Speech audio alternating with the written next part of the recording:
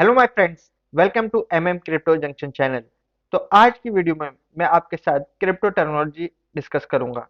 सबसे पहली बात, जब आप किसी भी इंडस्ट्री के अंदर कदम रखते हैं तो आपको उसकी टेक्नोलॉजी पता होनी चाहिए, ताकि आपके जो इर्द गिर्द जो लोग उस चीज़ के बारे में बात कर रहे हो आपको पता हो। जिस तरीके से अगर आप स्पोर्ट्समैन हैं और अगर आप क्रिकेटर हैं तो आपको उसकी टेक्नोलॉजी आपको पता होगी। इस तरीके से अगर आप एक शॉप पे काम करते हैं, उस शॉप की टेक्नोलॉजी आपको पता होगी।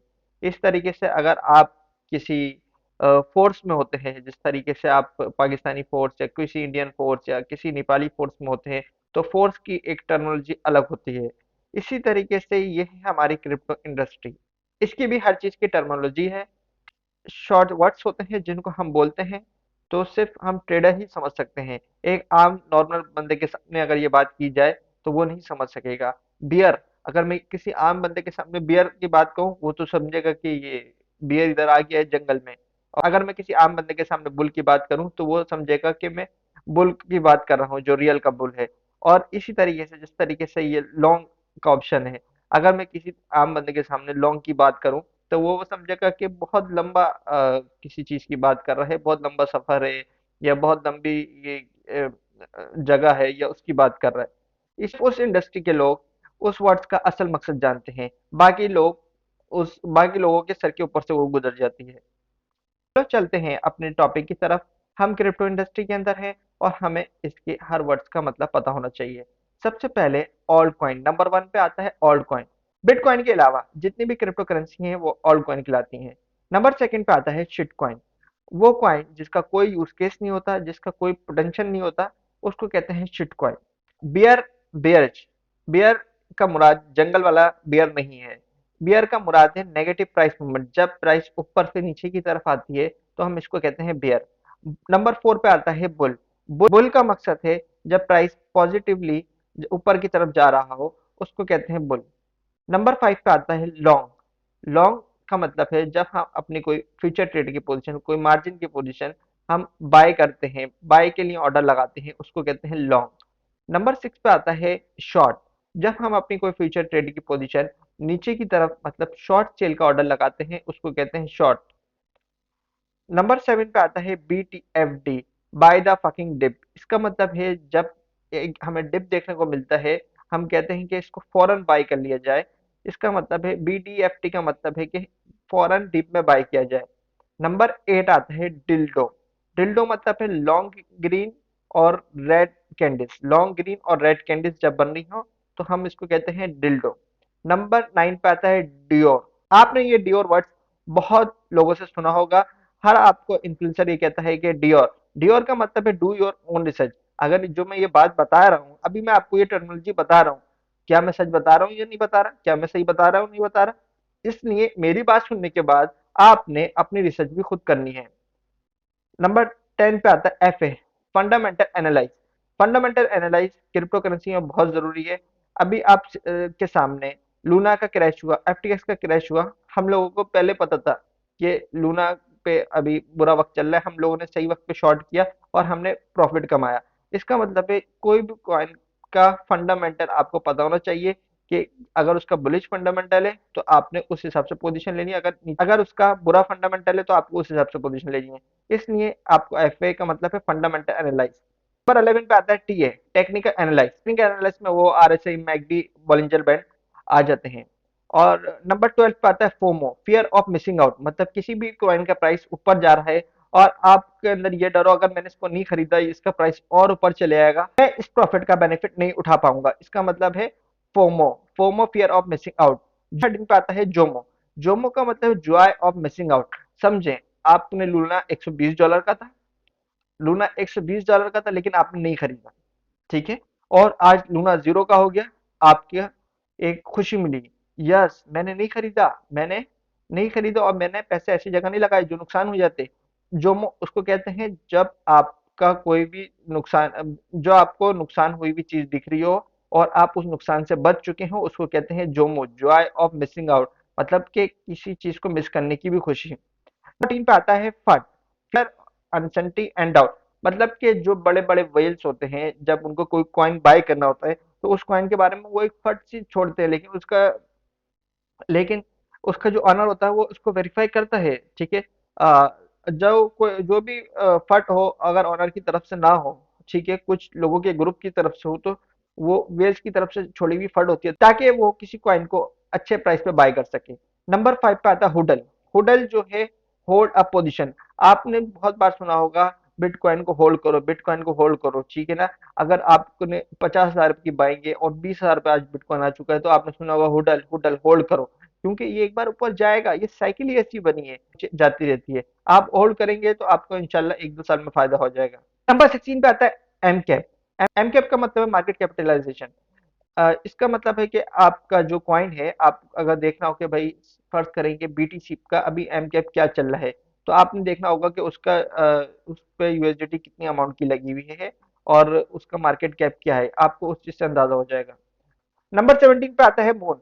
कंटिन्यूसली प्राइस जब ऊपर की तरफ मूव करती रहती है उसको हम कहते हैं मून।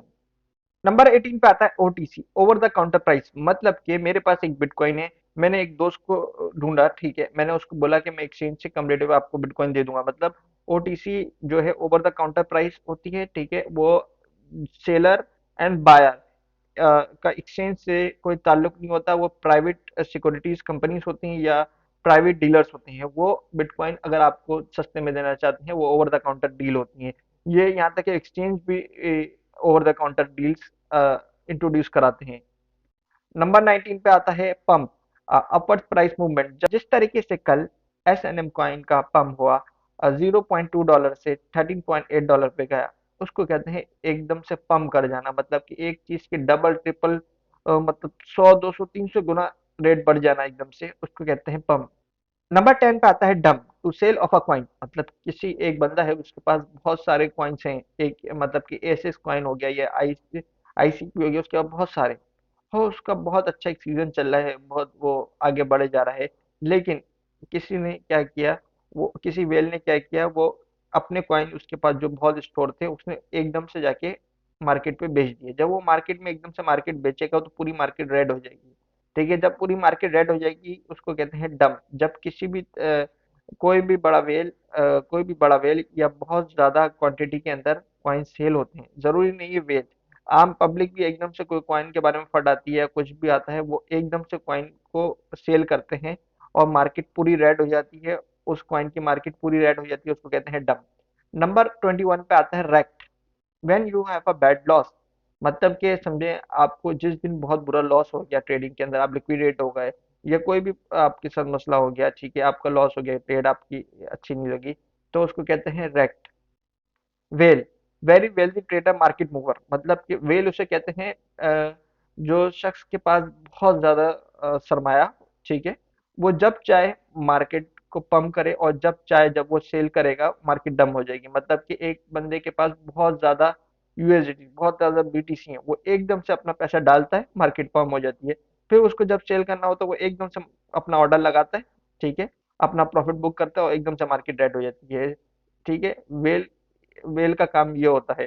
नंबर 23 पे आता है A M A, ask me anything. आपने देखा होगा कुछ एनएफटीज के ऑनर, कुछ कॉइन्स के ऑनर अपना एक लाइव एमएस सेक्शन रखते हैं जिसके अंदर बोलते हैं आपको मेरे कॉइन के बारे में, मेरे एनएफटी के बारे में, आपको कोई भी जानकारी चाहिए हो या मेरे एक्सचेंज के बारे में आपको कोई भी जानकारी चाहिए हो तो आप लाइव सेशन में मुझसे पूछ सकते हैं। इसका मतलब होता है कोई भी एक इन्फ्लुएंसर हो या कोई भी कोई भी कॉइन का ऑनर या कोई भी एक बड़ी सेलिब्रिटी हो, जब उसके प्रोजेक्ट के बारे में या कोई भी हम उसके बारे में कोई भी क्रिप्टो इन्फॉर्मेशन हम किसी को देनी होती है और हम एक टाइम रखते हैं, भाई मेरा वेडनेसडे को एएमए है, इस टाइम में आप लोग को जब भी कुछ पूछना हो, कोई भी क्वेश्चन पूछना हो, आप मुझसे पूछ सकते हैं, उसको कहते हैं AMA, ask me anything. Number 24 पे आता है ATH, all time high. All time high आपको पता होगा, जैसे एक कॉइन है बीटीसी का ऑल टाइम हाई 6900 से अबव है, ठीक है। नंबर 25 पे आता है एटीएल, ऑल टाइम लो। किसी कॉइन का ऑल टाइम लो, जब से वो कॉइन आया है मार्केट में, जब से उसका ऑल टाइम लो जो है वो क्या होगा, और डेली कैंडल में भी उसका ऑल टाइम लो है। अगर कोई बोले भाई इसका डेली कैंडल का ऑल टाइम लो बताओ, तो आप उसका देखेंगे भाई डेली कैंडल्स की लास्ट प्राइस क्या पे क्लोज हुई है, तो आप उसको ऑल टाइम लो बता देंगे। नंबर आता है डीएलटी, डिस्ट्रीब्यूटेड लेजर टेक्नोलॉजी। इस नंबर 27 पे आता है इमो। इमो इन माय ओपिनियन, जब आप किसी बड़े इन्फ्लुएंसर की ओपिनियन लेते हैं वो बोलता है इमो, ठीक है, वो इस टेक्नोलॉजी का यूज करता है। नंबर 28 पे आता है Lambo. Lambo is symbol that become an elusive goal for most investor. मतलब जब आपका एक बहुत बड़ा गोल हो, ठीक है ना, मैं ये इन्वेस्ट करूंगा और इसका डबल ट्रिपल हो जाएगा, फिर मैं कार खरीद लूंगा, लैम्बोर्गिनी खरीद लूंगा। मतलब आपके एक गोल्स हो कि भाई मैं इन्वेस्ट करने के बाद मैं ये चीज ये काम करूंगा, इसको कहते हैं लैम्बो। नंबर 29 पे आता है noob, a person who is inexperience. मतलब कुछ लोग होते हैं जिनको एक्सपीरियंस बिल्कुल क्रिप्टो का नहीं होता, और वो आते हैं और बोलते हैं भाई बताओ किधर पैसा लगाना है, मैं वहां पैसा लगाऊंगा, पैसा डबल हो जाएगा। ठीक है, वो बिल्कुल सीखना नहीं चाहते हैं क्रिप्टो के बारे में, बिल्कुल टाइम नहीं देना चाहते हैं। हाँ, वो कुछ अच्छे एक रिच फैमिलीज होते हैं या उनके पास बहुत ज्यादा पैसा होता है, बस वो बोलते हैं पैसा लगाओ और मैं रातों रात करोड़पति हो जाऊंगा, लेकिन ऐसा होता नहीं है, वो बेचारे अपना लॉस करके मार्केट से आउट हो जाते हैं। नंबर 30 पे आता है SAFU, secure asset fund for user. मतलब कोई भी एक्सचेंज को किसी चीज से खतरा होता है, वो कुछ ऐसी पॉलिसीज बनाता है जिसके अंदर फंड्स को सिक्योर करने की और पॉलिसी बनाता है, सिक्योरिटी टाइट करता है, या और पॉलिसी होती है जिससे आपको नुकसान ना हो। नंबर 31 पे आता है शिल, ये होल्डर होते हैं ऑल्ट कॉइन के। मतलब कि समझे मेरे पास ए एस एस है, मैंने होल्ड किया हुआ है 31 पे, ठीक है, मैंने एक हाई प्राइस पे बाय करके होल्ड किया हुआ है। अब मैं लोगों को प्रमोट करूंगा भाई एसेस खरीदो, एसेस ऊपर चलेगा। मतलब मैं अपने कॉइन को प्रमोट कर रहा हूँ ताकि वो ऊपर जाए। देखिए, जो कॉइन मैंने होल्ड किया हुआ है वो ऊपर जाए, और जब लोग उसको खरीदे वो ऊपर जाए, और मैं फिर बाद में सेल करके बाहर आ जाऊँ। ठीक है, मतलब एक चीज मेरे पास है, ठीक है, एक कॉइन मेरे पास है, एक एनएफटी मेरे पास है, मैं उसको प्रमोट अपनी गर्ज के लिए कर रहा हूँ, अपने बेनिफिट के लिए कर रहा हूँ, ताकि वो लोगों को उसका ध्यान ज्यादा जाए, लोग उसको ज्यादा खरीदें, ताकि मैं अपना रिकवरी कर सकूं। उनको कहते हैं शिल। नंबर 32 पे आता है dead cat bounce, a temporary recovery in price after huge dump.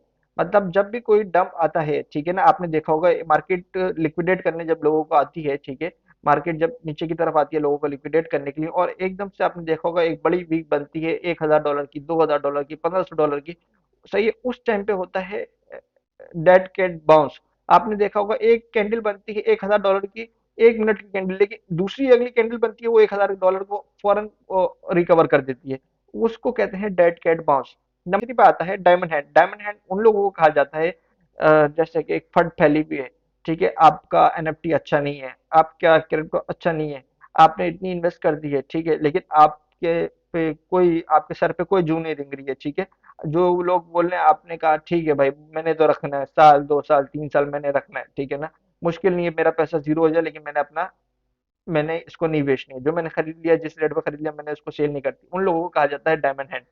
Number 34 पे आता है पेपर हैंड। ठीक है, पेपर हैंड वो होते हैं जिनको, समझे, उन्होंने $1000 की एक चीज खरीदी, लेकिन उनको $5 $10 प्रॉफिट हुआ, उन्होंने बेच दी। समझे कि उन्होंने अगर क्रिप्टो करेंसी खरीदी 1000 की, ठीक है, कोई भी कॉइन खरीदा, सोल कॉइन खरीदा, लेकिन उनको $10 का प्रॉफिट हुआ, उन्होंने सेल कर दिया। ठीक है, और या उन्होंने एक एनएफटी खरीदी $1000 की, उनको $20 का भी प्रॉफिट हुआ, उन्होंने सेल कर दिया। मतलब वो प्राइस डबल भी हो सकता था, 100 200 भी ऊपर जा सकता है, लेकिन नहीं, उन्होंने जल्दबाजी की, उन्होंने फौरन सेल कर दिया। उनको कहा जाता है पेपर हैंड। एयर ड्रॉप, कोई भी क्वाइन जब लॉन्च होता है, उसकी मार्केटिंग के लिए, उसकी कम्युनिटी बनाने के लिए क्वाइन ऑनर जो होता है वो एयर ड्रॉप करता है। समझे कि किसी का क्वाइन है, उसने कहा भाई मैं सबको 50-50 क्वाइंस अपने दूंगा, या 10-10 क्वाइंस दूंगा, अगर वो मेरा ट्वीट ज्यादा करेंगे, मेरी इस पोस्ट को ज्यादा शेयर करेंगे, या मेरे क्वाइन की ज्यादा प्रमोशन करेंगे, तो वो लोग फिर वॉलेट एड्रेस छोड़ें कमेंट्स में, फिर मैं उनको एयर ड्रॉप दूंगा। इस तरीके से बहुत सारी स्कीम्स होती हैं ड्रॉप की, वो ये तरीके से भी मिलती हैं और बहुत अलग अलग तरीके से भी मिलती हैं। नंबर 36 पे आती है केवाईसी। जब भी आप कभी कोई अकाउंट बनाते हैं किसी एक्सचेंज पे, वो आपकी पूरी इंफॉर्मेशन मांगते हैं, आपका नेम, डेट ऑफ बर्थ, आपका एमएस आईडी, आपका फेस स्कैन, ठीक है, इसको कहते हैं केवाईसी, जो एक्सचेंज अपने कस्टमरों की करता है, ताकि एक्सचेंज को पता हो उनके कस्टमर कौन है। नंबर 37 पे आता है स्विंग। ठीक है, आपने देखा होगा जब भी फिट की मीटिंग होती है, जब मीटिंग का जो लास्ट मिनट होते हैं, उस टाइम पे एकदम मार्केट फौरन से ऊपर भी जा रही होती है, नीचे भी जा रही है, ऊपर भी जा रही है, नीचे भी जा रही होती है, लोगों को कंफ्यूज कर रही होती है वहां पर। ठीक है, तो इस उस वक्त को कहते हैं स्विंग। नंबर 38 पे आता है फियाट। फियाट क्या होती है, आप जिस कंट्री के अंदर रहते हैं वो कंट्री का नोट, मतलब अगर आप दुबई में रहते हैं उसका एडी, ठीक है, अगर आप बांग्लादेश में रहते हैं उसका टका, अगर आप पाकिस्तान में रहते हैं उसका पीकेआर, जिस तरह आप इंडिया में रहते हैं आपका आईएनआर। तो उस करेंसी, उस कंट्री का करेंसी जिससे आप क्रिप्टो खरीदते हैं, ठीक है, उसको कहते हैं फियाट करेंसी। नंबर 39 पे आता है पो। पो, प्रूफ ऑफ वर्क। आपने अभी सुना होगा इथेरियम जो है प्रूफ ऑफ वर्क से प्रूफ ऑफ स्टेक पे शिफ्ट हो रहा है। जब भी पो का लफ्ज आए, इसका मतलब है प्रूफ ऑफ वर्क। नंबर 40 पे आता है पीओएस, ठीक है, पॉज, प्रूफ ऑफ स्टेक। आपने देखा होगा अभी जिस तरीके से इथेरियम प्रूफ ऑफ वर्क से प्रूफ ऑफ स्टेक पे शिफ्ट हुआ। मतलब जो भी प्रोजेक्ट आप कोई भी प्रोजेक्ट लें इथेरियम के अलावा, आपको पता होना चाहिए ये इसका प्रूफ ऑफ वर्क है या प्रूफ ऑफ स्टेक है, ठीक है, ये आपको पता होना चाहिए। इसलिए पॉज का मतलब है प्रूफ ऑफ स्टेक। उम्मीद करता हूँ दोस्तों आपने ये क्रिप्टो की 40 टर्मिनोलॉजी सीखी होंगी। अगर आपको अभी तक ये टर्मिनोलॉजी सही तरीके से समझ नहीं आई एक ही बार देखने में, तो आप इस वीडियो को दोबारा दोबारा देखें ताकि आपको सारी ये टर्मिनोलॉजी पता चले, ताकि आपके सामने आपका दोस्त या आपका कोई फ्रेंड कोई भी अगर क्रिप्टो के बारे में किसी भी टेक्नोलॉजी की बात कर रहा हो, तो आपको फौरन पता होना चाहिए हाँ ये इस चीज के बारे में बात कर रहा है, ठीक है। इस चीज से आप अपडेट रहेंगे, ठीक है, आपके सामने जो बात हो रही होगी आपको पता होगी, फिर आपको ये नहीं पूछना पड़ेगा भाई इसका क्या मतलब, इसका क्या मतलब, आपको लोगों से नहीं पूछना पड़ेगा, ठीक है। सब कुछ इंटरनेट में मौजूद है, आप इंटरनेट से सब कुछ सीख सकते हैं। उम्मीद करता हूँ दोस्तों आपको मेरी ये कोशिश पसंद आई होगी। अगर आपको मेरी वीडियो अच्छी लगी तो हम कभी नहीं कहते आपको कि हमारा चैनल सब्सक्राइब करें, ये फैसला हम आवाम को छोड़ते हैं। अगर आप हमारा चैनल सब्सक्राइब करेंगे हम इस तरह की वीडियो और बनाते रहेंगे। इंशाल्लाह बहुत जल्द हम फिर आपकी खिदमत में हाजिर होंगे। तब तक के लिए अपना ख्याल रखिएगा। अल्लाह हाफिज, बाय बाय।